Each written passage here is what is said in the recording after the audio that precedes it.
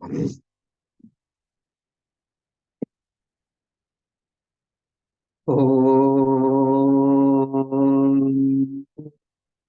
विश्वानि देव सवितर्दुरितानि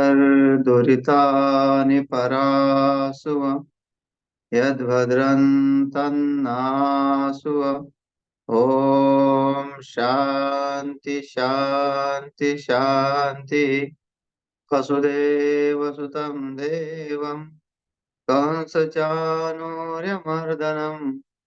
देवकी परमानन्दम् कृष्णं वन्दे जगद्गुरुं। बोले श्री सद्गुरुदेव भगवान की जय। श्रीमद् भगवद गीता का दूसरा अध्याय सांख्य योग और श्लोक क्रमांक 6वां। यहाँ अर्जुन विषाद विषय चल रहा था। अर्जुन भगवान के प्रति बहुत स्नेह रखते हैं, इसलिए भगवान को अपना मनोगत, अपना जो वक्तव्य है वो उनके सामने रखते हैं। अपने विचार उनके मन के अंदर जो कुतूहलता हो रही है वो बस एक ही है, उनका सखा वही। त्वमेव माता च पिता त्वमेव त्वमेव बंधु च सखा त्वमेव। ऐसे भगवान उनके साथ है और वो अपना मंतव्य उनके पास रख रहे हैं कि उनको विश्वास है कि मेरा समाधान यही कर सकते हैं। तो ऐसे में अब वो पूरी तरह से व्याकुल हो चुके हैं। अर्जुन पूरी तरह से व्याकुल हो चुके हैं और उनके सामने अंधेरा छाया हुआ है।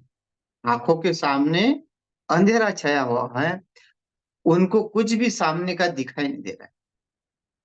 उनकी बुद्धि इतनी भ्रमित हो रही है कि वो निर्णय करने में बिल्कुल असमर्थ हो रहे हैं। तो ऐसी अवस्था में वो कुछ सोच नहीं पा रहे, तो भगवान को बड़े बड़े कारुण्यवश से कहते हैं कि मैं इतना कृपण हो गया हूं।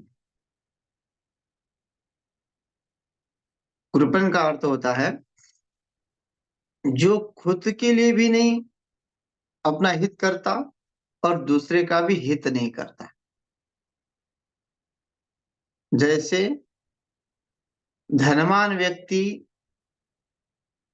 एक तो खुद के लिए धन कमाता है, खाता पीता है, नहीं तो वो दूसरे के लिए धन दान करता है, दूसरे को सुख पहुंचाता है।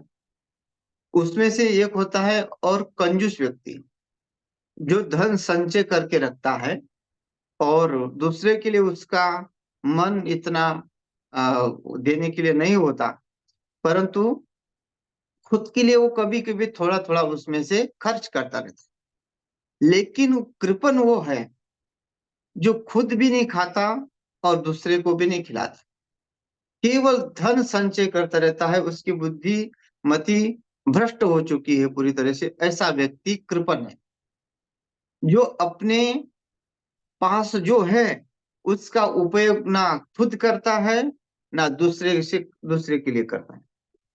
चाहे वो धन ही नहीं, हर वस्तु के लिए, हर विचार हो, सबके लिए, मतलब उसके पास जो भी है विचार से लेकर जो भी सामग्री है, ऐसे व्यक्ति को कृपण कहा गया। तो वो कृपणता अर्जुन अपने तरफ ले रहे कि मैं कृपण बन गया हूं कि मैं ना दूसरे का हित देख रहा हूं ना ही मेरा हित देख रहा हूं। कहता है कार्पण्य दोष बहुत स्वभाव पृच्छामि त्वां धर्म सम्मूढ़ चेतः यत् श्रेयस्यान्निश्चितं ब्रूहि तन्मे शिष्यस्तेहं शाधिमां त्वां प्रपन्नम। हे प्रभु, आप दीन दयाल है, शरणागत वत्सल है, जड़ जीव के ऊपर भी आप कृपा करने वाले हैं। ऐसे में मैं आपके शरण में आता हूँ। आप मुझे शरण लीजिए, बल्कि मुझे आप अपना शिष्य बना लीजिए। मैं आपको गुरु मानता हूँ, तो आप मुझे अपना शिष्य मानिए। शिष्यस्ते हम, मैं आपका शिष्य हूँ, या मुझे शिष्य समझकर। ऐसे व्यक्ति तो वो तो मित्र है, संबंधी है। अगर दृष्टि से अगर वो सोचते हैं कि भगवान अगर मुझे रिश्तेदार समझता हो, बहनों ही समझता हो, भगवान श्री कृष्ण की बहन सुभद्रा जी का विवाह अर्जुन जी से हुआ, तो वो उस क्योंकि गृहस्थ बुद्धि हो गई पूर्ण तरह से, हर तरफ वो अपने ही दिख रहे हैं, तो भगवान को भी अपना रिश्तेदारी अ, ऐसा समझ रहा हो कि वो उसके मन में ऐसा आ रहा है कि भगवान ऐसा नहीं समझे कि तू सब जब रिश्तेदार सबको रिश्तेदार ही समझ रहा है, तो मुझे भी रिश्तेदार ही समझ रहा हो। इसलिए भगवान को कहते हैं कि अब मैं आपका रिश्तेदार नहीं रहा। अब मुझे वो ज्ञान चाहिए, मुझे वो विचार चाहिए जिससे मैं इस संकट से जो मेरा संकट का निवारण कर सके। जो ये बंधन मोह का बंधन में मैं पड़ा हूँ, इस बंधन से मैं दूर हो जाऊं, इसके लिए मुझे आपके विचारों की जरूरत है। और आपको मैं गुरु बनाऊंगा, तभी वो विचार मेरे अंदर रुचेंगे, तभी वो मैं उसका चिंतन कर पाऊंगा। क्योंकि मित्र की बात है, पिता की बात है, भाई की बात है, जो हमारे रिश्तेदार हमें समझाते हैं, वो बातें हमारे समझ में नहीं आती।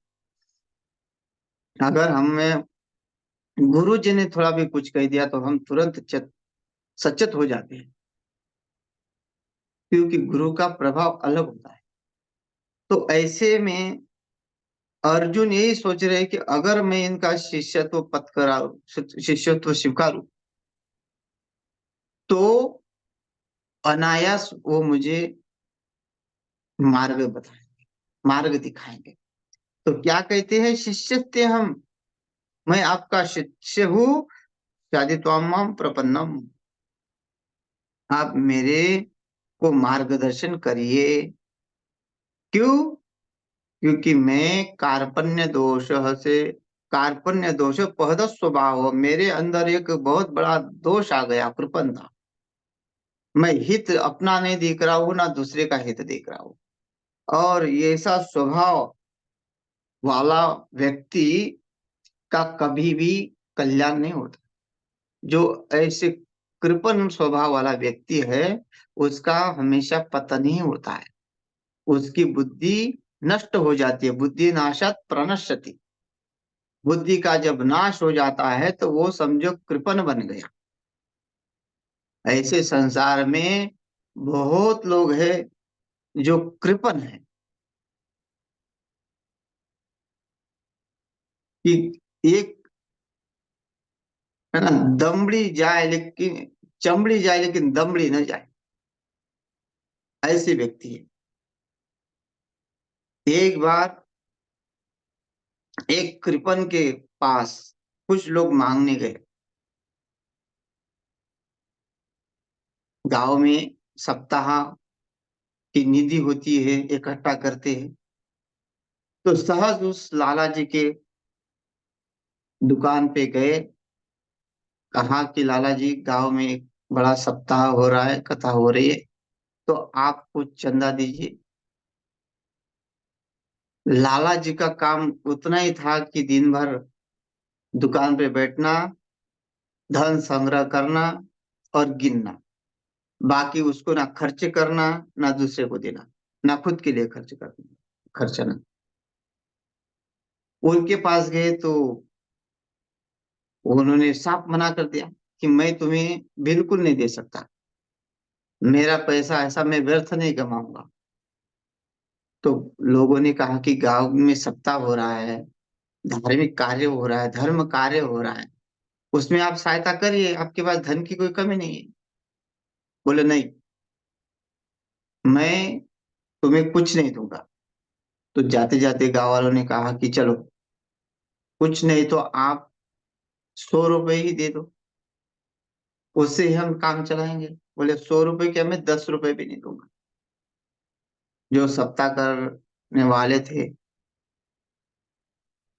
उन्होंने सोचा इसके जैसा हमने कहीं मूर्ख आदमी देखा नहीं, जो खुद भी धन का उपयोग नहीं करता और धर्म के लिए भी धन खर्च नहीं करता। मूर्ख कह के उसको वहां से चले गए। लेकिन उसके समीप ही उसका एक मित्र बैठा हुआ था, लाला जी का। मित्र ने समझाया, तुझे थोड़ी शर्म है कि वो लोग इतना धर्म कार्य कर रहे हैं और तुम्हें 100 रुपए देने में दिक्कत है। बोले मैं दे नहीं सकता। बोले लेकिन तू दे नहीं सकता तो उन्होंने तुझे जो गाली दी वो तुझे अच्छा लगा? बोले कम से कम कुछ ना कुछ तो दे के गए। मतलब गाली कुछ ना हो, लेकिन कुछ ना कुछ दे के गए। उसको लेना मतलब देना पता नहीं, लेना पता। गाली उसने स्वीकार कर ली, लेकिन देना स्वीकार नहीं किया। तो ऐसे व्यक्ति इतने कंजूस होते हैं, इतने कृपण होते हैं कि खुद के लिए बिल्कुल खर्चा नहीं करते और धर्म के लिए भी खर्चा नहीं करते। तो ऐसी बुद्धि अर्जुन की हो रही कि समझाने के बाद भी समझता नहीं है ना। कई कई लोग कुछ समझाओ, देखो रोज जो है हनुमान चालीसा पढ़नी चाहिए। तो वो पहले बोलते हैं, नहीं नहीं महाराज, हम हनुमान चालीसा तो रोज पढ़ते हैं। जो बोलोगे शिव महिमा पढ़ना चाहिए, नहीं हम शिव महिमा भी पढ़ते हैं। मतलब जो बोलोगे वो कोई करता रहता है, लेकिन वो अपना बड़ा ही मारता रहता है, करता धरता कुछ नहीं। हाँ मैं ये करता हूँ, मैं वो करता हूँ। वैसे अर्जुन सुन तो रहा है, लेकिन उनकी बुद्धि में अभी वो प्रकाश नहीं आया कि वो बात जो भगवान ने कहा था, शूद्रम हृदय दौर्बल्यम त्यक्तोतिष्ठ परंतप, है ना।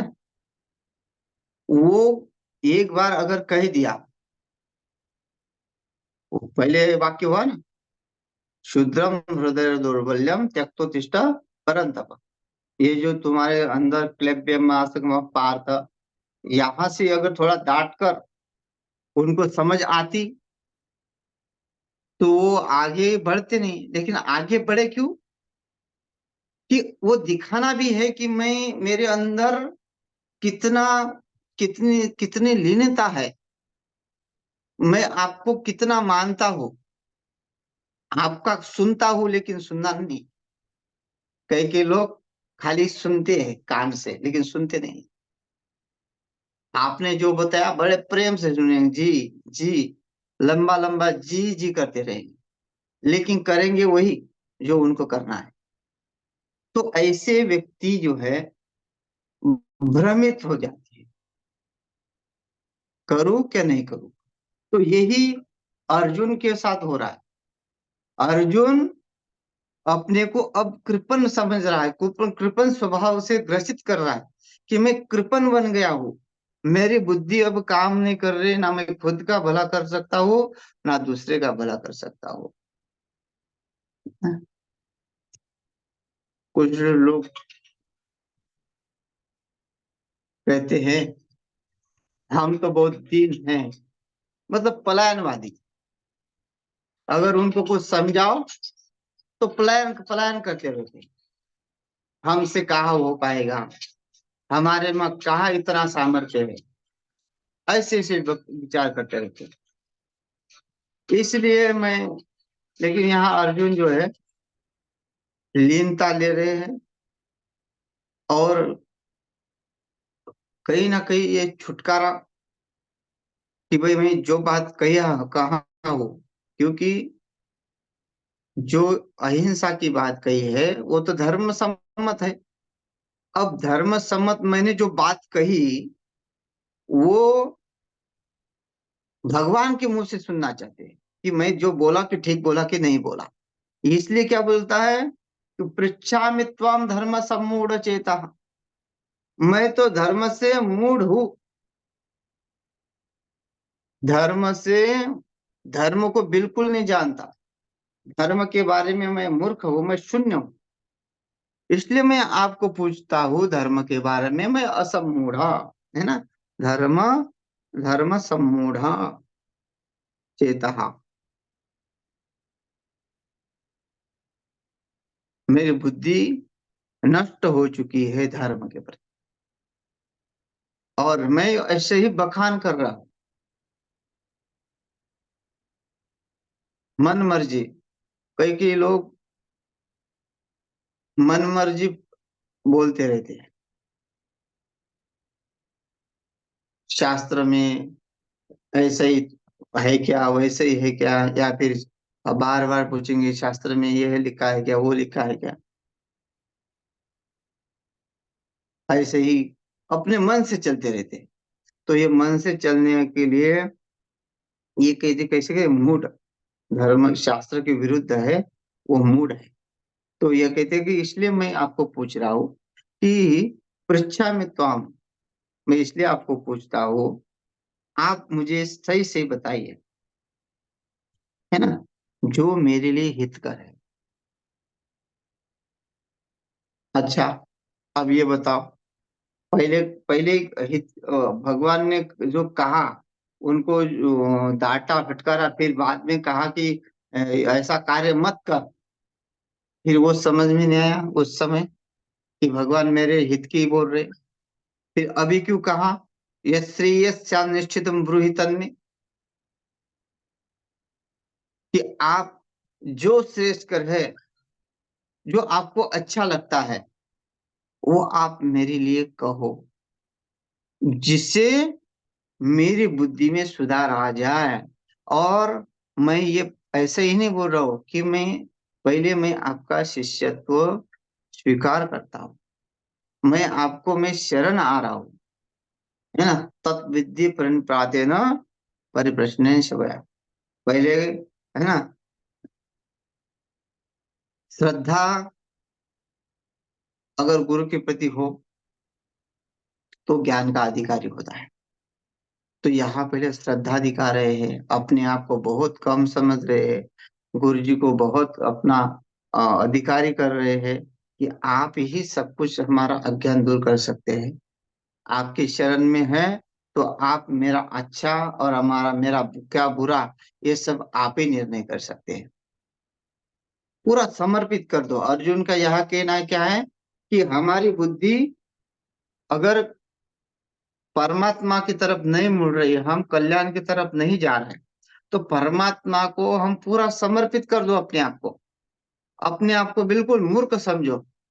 जब कोरा कागज होता है उसी के ऊपर कुछ लिखा जाता है। अगर वो कुछ कागज में लिखा हुआ है तो दोबारा इसमें क्या लिखेंगे। घड़े में पानी पहले भरा हुआ है तो उसमें भरने से क्या फायदा। तो वैसे ही खाली होने का मतलब है अपने आप को पूरा खाली कर दो कि मैं बिल्कुल मूर्ख हूँ, मूढ़ हूँ, मुझे कुछ भी नहीं आता। तब जाके उनके पास वो शुरू से प्रक्रिया करेंगे। अगर हम पढ़े पढ़ाए गुरु जी के पास गए तो कल्याण होने वाला नहीं। एक शिष्य ऐसा ही पढ़ा पढ़ाया गुरु जी के आश्रम में आया, आपने सुना होगा दृष्टांत। गुरु जी को कहा कि मैं आपके पास रहना चाहता हूँ गुरुदेव, मैं आपका शिष्य बनना चाहता हूँ। तो गुरुदेव ने कहा कि बेटा, यहाँ तो केवल विद्यार्जन करने वाले रह सकते हैं, तुमको तो कुछ ना कुछ पढ़ना पड़ेगा मेरे से। नहीं गुरुजी, मैं तो पहले से ही पढ़ के आया, मैं यहाँ पढ़ा वहां पढ़ा, केवल मैं तो यहाँ आत्मचिंतन करना चाहता हूँ। बस एक रहने के लिए कमरा दे दीजिए, अपने कमरे में पढ़ता पड़ा रहूंगा, दो समय भोजन करूंगा और आत्मचिंतन करूंगा। गुरुजी ने कहा ऐसा तो नहीं चलेगा, पहले तुम क्या पढ़े हो क्या नहीं पढ़े हो, हमको भी तो पता चले, कुछ ना कुछ तो पढ़ो। बोले रामायण पढ़ो। बोले नहीं, हम रामायण नहीं पढ़ेंगे, कुछ भी ऐसा पढ़ाओ तो ऊंचा कुछ पढ़ाओ। तो गुरुदेव ने कहा गीता चलेगी, हाँ चलो गीता ठीक है, एक बार तो सुना था, फिर भी सुन लेंगे। गीता थोड़ा सा ठीक है, और गीता का महात्म्य शुरू हो गया। गुरुजी ने शुरू किया, और लास्ट में, है ना, कि सर्व उपनिषदो गावो दुग्धा गोपाल नंदना, यहाँ तक आ गए। और गुरुजी ने यहाँ समाप्त कर दिया। शिष्य भी हाँ में हाँ मिलाता रहा।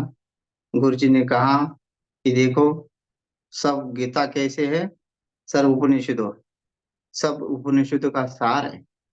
और गीता एक गाय है, और दुग्धा गोपाल नंदना, भगवान श्री कृष्ण उसका दोहन करने वाले हैं, और अर्जुन रूपी बछड़े को पिला रहे हैं। तो इतना सार गुरु जी ने सुना दिया, और शांत होकर कहने लगे कि शिष्य, अब बताओ, कोई प्रश्न है? बोले नहीं गुरु जी, कोई प्रश्न नहीं। अगर कुछ प्रश्न है तो पूछो। बोले कोई प्रश्न नहीं। गुरु जी ने कहा कुछ ना कुछ पूछो, मेरे समाधान के लिए पूछो, तुम्हें अगर पता तो चले कितना समझा कितना नहीं समझा। तो गुरुदेव आपकी इच्छा है तो मैं पूछ ही लेता हूँ। जो आपने कहा गोपाल दुग्धा गोपाल नंदना, दो गधा, दो गधा, ये जो दो गधा आपने कहा, वो दो गधा कौन है? तो गुरुजी ने माथे पे हाथ रख दिया, ये भगवान, ये बोलता है कि मैं पढ़ा पढ़ाया आया हूँ, और ये अभी इसमें पूछ रहा है कि इसको उपनिषद गीता का मैंने जो सार है, गीता के जो पहले वर्णन है, गीता का महात्म्य है, वो मैं बताया। और ये बोलता है कि दोग्धा, दोग्धा मतलब दोहन करने वाला, लेकिन इसने अर्थ लिया दो गधा। ये जो जो दो गधा है वो कौन है? तो गुरुजी ने माथे पे हाथ रख के मुस्कुराते हुए कहा कि एक तू गधा, और तुझे पढ़ाने वाला एक मैं गधा। तो ऐसे शिष्य अगर गुरु के पास जाते हैं तो उनका कल्याण है। गुरु को समर्पित होके उनका उनसे ज्ञान प्राप्त करना पड़ेगा। और यह अर्जुन जो है, भगवान से पूर्ण रूप से समर्पित होके लीनता से दीनता से अपने आप को उनके सामने रख रहे हैं, और अपना अज्ञान स्वीकार कर रहे हैं। तो यहाँ समय हो गया है।